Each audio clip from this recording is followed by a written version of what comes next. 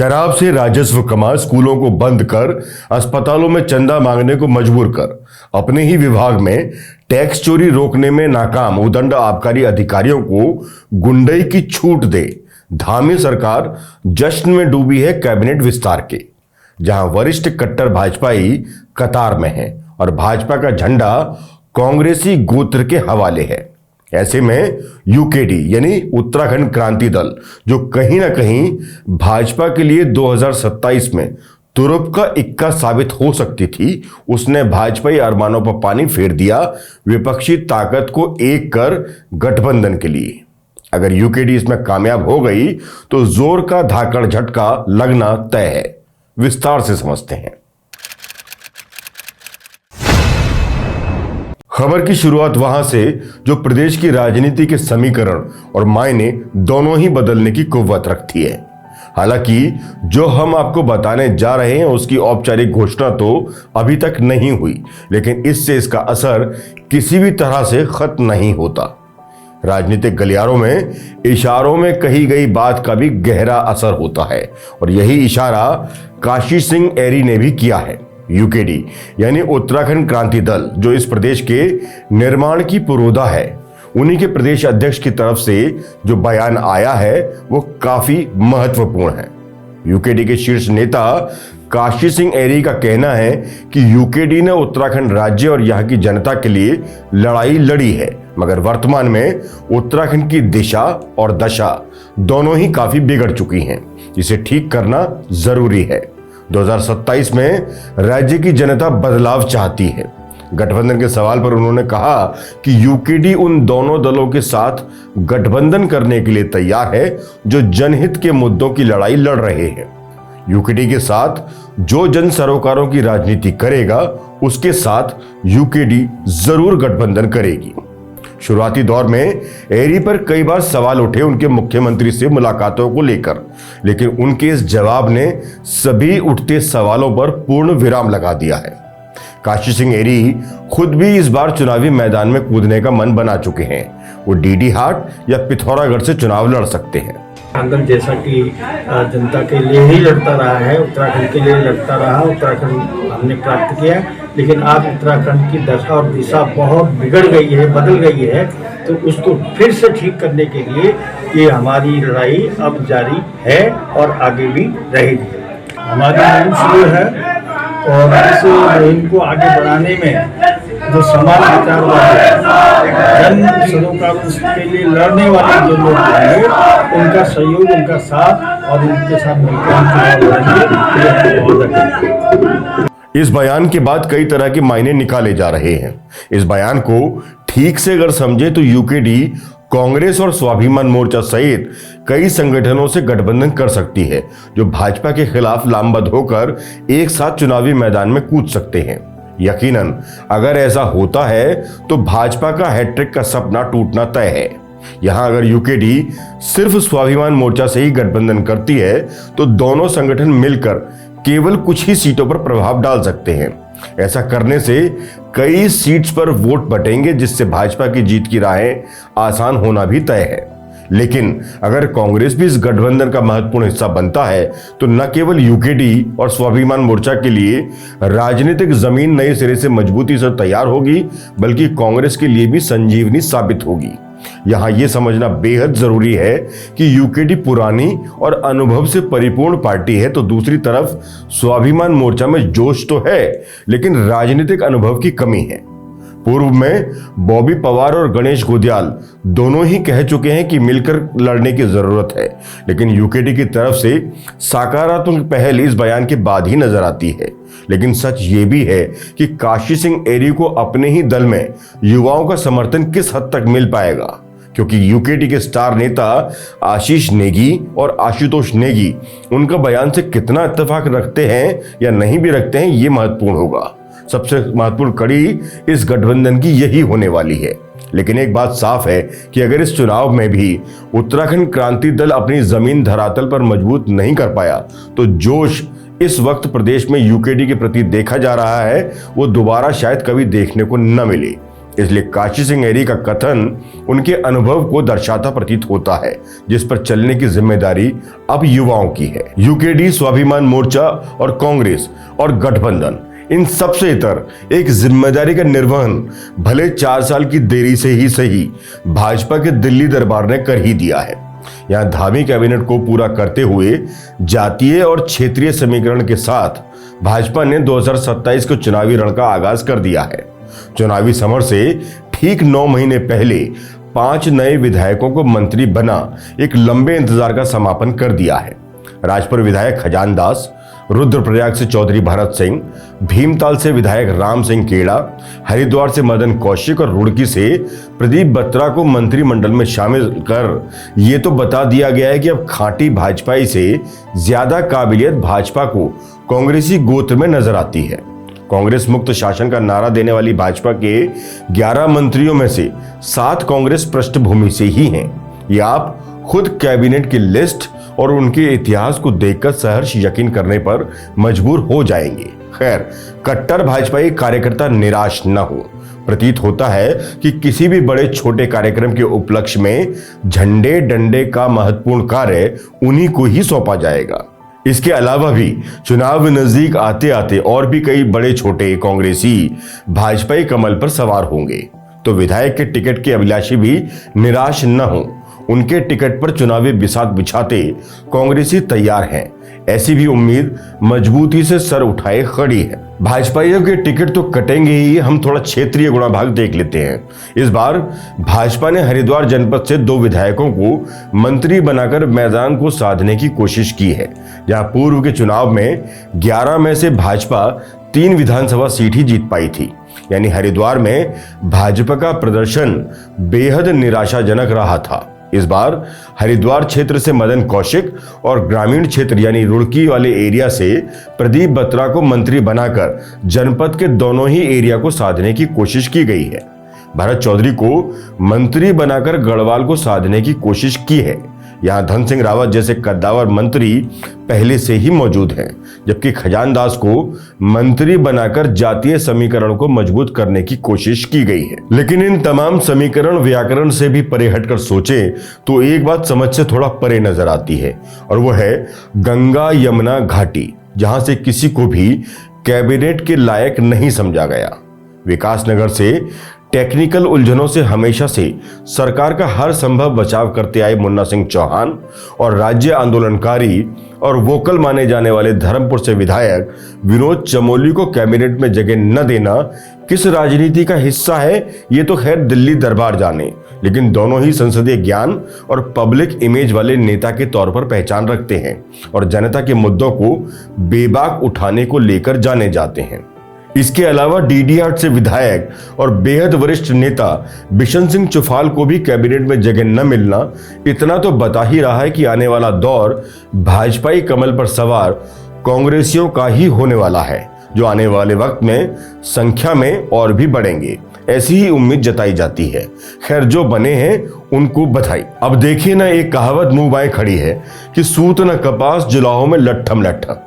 बात दरअसल ये है कि जिस वक्त प्रदेश के युवा योग्य ऊर्जावान मुख्यमंत्री अपने पुराने मंत्रियों की कुर्सी बचाते हुए नए नए मंत्रियों को शपथ दिलाने के होमवर्क में तल्लीन थे, तभी न जाने क्यों और कैसे धामी सरकार की इकलौती गद्दावर महिला मंत्री, जो अक्सर कभी खुद तो कभी अपने पति परमेश्वर के कार्यकलापों से विवादों में उलझी रहती हैं, उनके कुछ खास समर्थकों द्वारा भविष्यवाणी की जाने लगी कि 2027 में एक बार फिर से पूर्व की भांति संभवतः अपना चुनाव हारने जा रहे हैं। ऐसा हम कदापि नहीं कह रहे, बल्कि ये खुद महिला मंत्री के समर्थक कह रहे हैं। दरअसल मंत्री रेखा आर्य के समर्थकों ने अचानक सोशल मीडिया के जरिए 2027 में रेखा जी को मुख्यमंत्री बनाने की पोस्ट को एक कागजी बाढ़ में तब्दील कर दिया।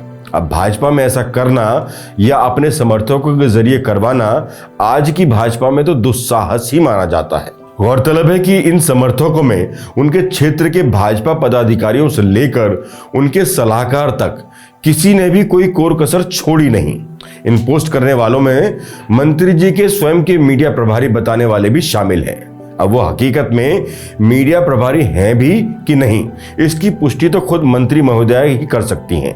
और अगर ये सच है कि संबंधित व्यक्ति मीडिया प्रभारी हैं, तो ये भी साफ है कि बिना मंत्री की इजाजत के सब हुआ हो ये संभव नहीं। कुछ झलकियां आपके समक्ष, ताकि और गहराई से आप इस खबर को समझ सकें। खैर, प्रदेश के अन्य मुद्दों की तरफ रुख करें तो फिर शराब के कारोबार पर नजर टिक ही जाती है, खासकर तब जब प्रदेश की महिलाएं शराब के विरोध में सड़कों पर विरोध करती हुई दिखाई दे जाती हैं, जिनकी तादाद लगातार बढ़ने लगी है। दरअसल धामी सरकार ने इस वित्तीय वर्ष में 55 और नई शराब की दुकानों को खोलने की योजना बना डाली है, जिसके आवंटन की लॉटरी प्रक्रिया जल्द शुरू की जा रही है। इससे सरकार को 65 करोड़ का और राजस्व होने की उम्मीद है। पहली नजर में ये एक आर्थिक निर्णय प्रतीत होता है, लेकिन इसके सामाजिक और सांस्कृतिक प्रभावों को नजरअंदाज नहीं किया जा सकता। यही वजह है कि आम जनता की भी चिंताएं और ज्यादा बढ़ने लगी हैं। निसंदेह किसी भी राज्य के विकास के लिए राजस्व आवश्यक होता है। सड़क, शिक्षा, स्वास्थ्य और अन्य बुनियादी सुविधाओं के लिए धन की जरूरत पड़ती है, लेकिन प्रश्न यह है, क्या राजस्व जुटाने का सबसे आसान और प्रमुख तरीका शराब की बिक्री ही होना चाहिए? क्या प्राकृतिक संसाधनों, पर्यटन, कृषि और स्थानीय उद्योगों से संबद्ध इस राज्य में अन्य विकल्प नहीं है? गुजरात जैसे राज्य में जहां शराब पूर्ण रूप से प्रतिबंधित है, क्या वहां राजस्व नहीं उत्पन्न होता? गुजरात की ही तरह ऐसे कई राज्य हैं जहां शराब पूर्ण रूप से प्रतिबंधित है। फिर देवभूमि की पहचान रखने वाले उत्तराखंड में यूं थोक के भाव शराब की बिक्री क्यों? उत्तराखंड जैसे राज्य में आज भी कई दूरस्थ क्षेत्र ऐसे हैं जहां मूलभूत सुविधाओं का अभाव है। ना अच्छी सड़कें, ना पर्याप्त स्वास्थ्य सेवाएं और ना ही गुणवत्तापूर्ण शिक्षा की व्यवस्था। इसके विपरीत भी ऐसे क्षेत्र में कई शराब की दुकानें देखना आम है। इस तरह सुविधाओं से वंचित क्षेत्र में शराब की दुकानों का तेजी से विस्तार एक विरोधाभासी तस्वीर को पेश करता है। इस नीति का सबसे अधिक प्रभाव समाज के कमजोर वर्गों पर पड़ता है, विशेषकर महिलाओं, बच्चों और विद्यार्थियों पर। शराब की बढ़ती उपलब्धता से घरेलू हिंसा, आर्थिक अस्थिरता और सामाजिक अव्यवस्था जैसी समस्याएं बढ़ती हैं। यही कारण है कि कई शहरों, कस्बों में इसका तीव्र विरोध अब आम हो चला है, लेकिन सरकार इसको लगातार अनदेखा करने में ही लगी प्रतीत होती है। नैनीताल जिले के बेतालघाट ब्लॉक के रातीघाट क्षेत्र में प्रस्तावित शराब की दुकान के खिलाफ स्थानीय लोगों ने आंदोलन शुरू कर दिया है। वहीं देवप्रयाग जैसे अत्यंत महत्वपूर्ण धार्मिक स्थल पर भी महिलाएं सड़कों पर उतरकर इसका विरोध कर रही हैं। ये विरोध केवल एक दुकान के खिलाफ नहीं, बल्कि उस सोच के खिलाफ है जो आर्थिक लाभ को सामाजिक और सांस्कृतिक मूल्यों से ऊपर रखती है। विशेष रूप से महिलाओं में इस मुद्दे को लेकर गहरा आक्रोश है, क्योंकि शराब का सबसे अधिक दुष्प्रभाव उन्हीं को झेलना पड़ता है। कई परिवारों में शराब की वजह से आर्थिक तंगी, कलह, हिंसा आम बात हो चली है। एक बुजुर्ग महिला की पीड़ा जो ये कहती है कि शराब ने उसका सब कुछ बर्बाद कर दिया, इस समस्या की गंभीरता को स्पष्ट रूप से दर्शाती है। ये केवल एक व्यक्ति की कहानी नहीं, बल्कि ऐसे हजारों परिवारों की हकीकत है। आप बस थोड़ा गौर से महिला को सुनिए। मेरे घर वही बर्बाद, सुनना मेरा 2 बच्चा ना बर्बाद वही सुनना, ड्यूटियों पर खड़ा तुम छाओ यहाँ, हमारा आग लगवान वक्त ज्यादा ना हमारे गांव वाला ठेका खुमा जाए वे दिन हमसे कहीं नहीं पूछा। मेरे भी मालिक नहीं है, मैं आग लगा सकती है, ठेका पर दे सकती है सरकार में सुना कुछ, मैं आग लगा दियो ना, आग लगा दियो ठेका पर मैं आज भूख छो, प्यास छो, मेरा बच्चा मैं देना नहीं, मेरा बच्चा तो बर्बादन होया, मेरा नाती पोती बर्बादन होया, मैं आग लगाने मगा तैयार रहूं, मैं रोकने वाला मैं कोई नहीं है, मैं आग लगा सकूं तो मेरा बच्चा बर्बाद होया, मैं आग लगा दियो, मैं पुलिस भी नहीं रोकना, मैं आग लगा सकूं खिला, मेरे जुगड़ी भी बुलाओ, मेरा 2 बच्चा पाई था, मैं आज निराश हुई हूँ घर में ना। कसूर केवल उन पुरुषों का या सरकार का ही नहीं जिन्होंने शराब को सबसे ऊपर खड़ा कर दिया है, बल्कि कसूर हमारे प्रदेश के उन नेताओं का भी है जो सदन में आम जनता के टैक्स के करोड़ों फूंक देते हैं एक दूसरे को शराबी साबित करने में। अब जिस प्रदेश के अंदर सदन में ऐसे सवाल पूछे जाते रहेंगे, उस प्रदेश में शराब का बोलबाला न हो तो फिर क्या हो, जरा ये भी देख लीजिए ताकि सनद रहे। आप भी पीते हो? अब ये सदन की कार्यवाही में ये ऐसी बातें यहाँ पे मत बोलिए। ये अच्छा मान्य सदन है, अध्यक्ष कोई जी। मजाक थोड़ी ना चल रहा है। मान्य अध्यक्ष जी, मैं तो वो तो शराब मैंने तो तुम्हें शराबी नहीं कहा भाई, तुम अपने को क्यों समझ रहे हो? मैंने कभी कहा शराब पिलवाना तो गलत है। गंगा जल हाथ में लेके कह सकता हूँ यशपाल आदि नहीं पीते। मैं भी कह रहा हूँ गंगा जल हाथ में। शराबी हाथ में थोड़ी कहा मैंने। आप सो मोटो क्यों स्वीकार कर रहे हो भाई? क्यों सो मोटो स्वीकार कर रहे हो? आप भी पीते हो? हैं? आप भी पीते हो? अब ये सदन की कार्यवाही में ये ऐसी बातें यहाँ पे मत बोलिए। ये अच्छा मान्य सदन है, अध्यक्ष कोई जी। मजाक थोड़ी ना चल रहा है। मान्य अध्यक्ष जी, माननीय अध्यक्ष जी, हमारी सरकार भ्रष्टाचार को समाप्त करने के लिए क्या है? पूरी तरह से प्रयासरत है। मैंने अध्यक्ष जी कुल मिलाकर जब प्रदेश के नीति निर्माता नेताओं का शराब के प्रति इतना रुझान है तो उनके अधिकारी भी बेलगाम होने से भला कैसे बच सकते हैं। टिहरी गढ़वाल के जिला आबकारी अधिकारी केपी सिंह का ही ये वीडियो देख लीजिए, जो पुलिस की मौजूदगी में शराब के ठेके का विरोध कर रहे पूर्व प्रधान को ऐसे धक्का मार रहा है जैसे सामने वाला कोई रास्ते में पड़ा हुआ पत्थर हो। साथ खड़े लोग और खुद अधिकारी जिस भाषा का प्रयोग कर रहे हैं वो बेहद शर्मनाक है। यह असर निश्चित ही माफिया गठजोड़ की गवाही देता प्रतीत होता है।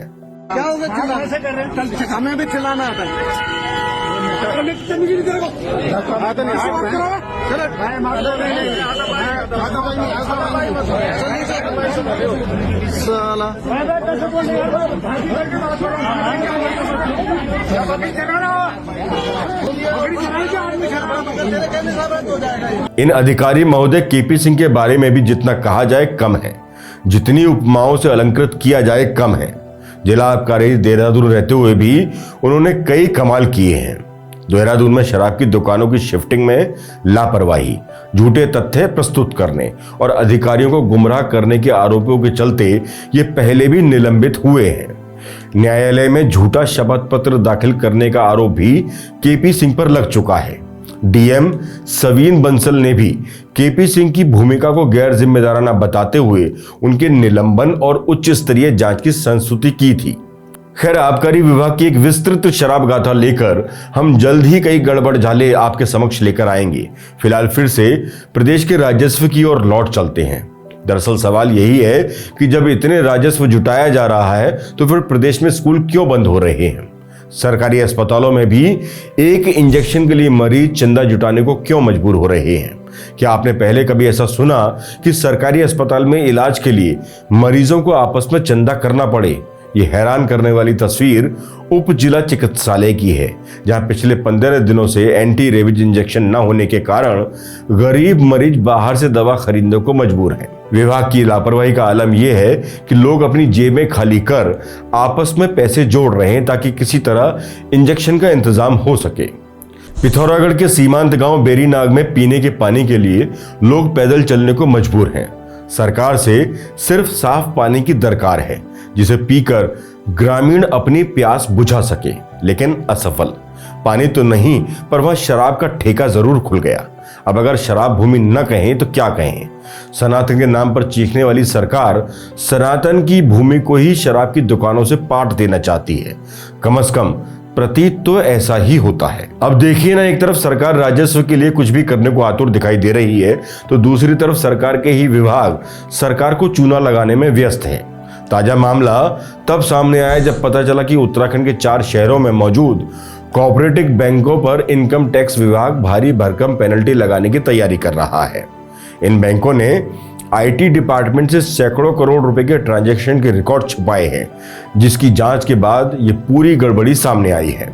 उत्तराखंड में सहकारी बैंकों की कार्यप्रणाली पर अब आयकर विभाग ने सख्त रुख अपना लिया है। प्रदेश के 4 शहरों में संचालित कोऑपरेटिव बैंक पर भारी भरकम पेनल्टी लगाने की तैयारी अब चल रही है। मामला करोड़ों रुपए के वित्तीय लेन देन की जानकारी छुपाने और गलत रिपोर्टिंग से जुड़ा है, जिसने बैंकिंग सिस्टम की पारदर्शिता पर गंभीर सवाल खड़े कर दिए हैं। दरअसल आयकर विभाग को लंबे समय से इन बैंकों की रिपोर्टिंग को लेकर संदेह था। इसी के चलते विभाग ने उत्तरकाशी, कोटद्वार और काशीपुर में स्थित सहकारी बैंकों में सर्वे और जांच अभियान चलाया। जांच के दौरान जो तथ्य सामने आए उसने सभी को चौंका दिया। जांच में पाया गया कि इन बैंकों ने सैकड़ों करोड़ रुपए के ऐसे ट्रांजैक्शन की जानकारी आयकर विभाग को दी ही नहीं। जांच में खुलासा हुआ कि उत्तरकाशी, कोटद्वार और काशीपुर के बैंक द्वारा करीब 800 करोड़ रुपए के ट्रांजैक्शन पूरी तरह से छिपाए गए। इसके अलावा लगभग 400 करोड़ रुपए के लेन देन की जानकारी गलत तरीके से प्रस्तुत की गई, जिसके चलते आयकर विभाग तक सही आंकड़े नहीं पहुंच पाए। इस तरह कुल मिलाकर करीब 1200 करोड़ रुपए के ट्रांजैक्शन की जानकारी या तो छुपाई गई या फिर गलत दी गई। बैंकों के लिए अनिवार्य होता है कि वो एक निश्चित सीमा से अधिक के वित्तीय लेन देन की जानकारी पूरी तरह से आयकर विभाग को समय पर और सही तरीके से दें। इससे टैक्स चोरी गतिविधियों पर नजर रखी जा सकती है। इस मामले में नियमों की अनदेखी साफ तौर पर सामने आई है, जिसे गंभीर उल्लंघन माना जा रहा है। सवाल सरकार के कद्दावर मंत्री धन सिंह रावत से भी पूछा जाना चाहिए कि उनके विभाग में ऐसा कौन अधिकारी बैठा है जो ऐसा करने की हिम्मत जुटा पा रहा है। वैसे हिम्मत आपको भी जुटानी होगी सही समय पर सरकार से सही सवाल करने की, नहीं तो देर हो जाएगी और यह शहीदों के सपनों का प्रदेश यूं ही अपने अस्तित्व के लिए रोता रहेगा। इसलिए सवाल पूछिए जो आपका हक है। जय हिंद, जय उत्तराखंड।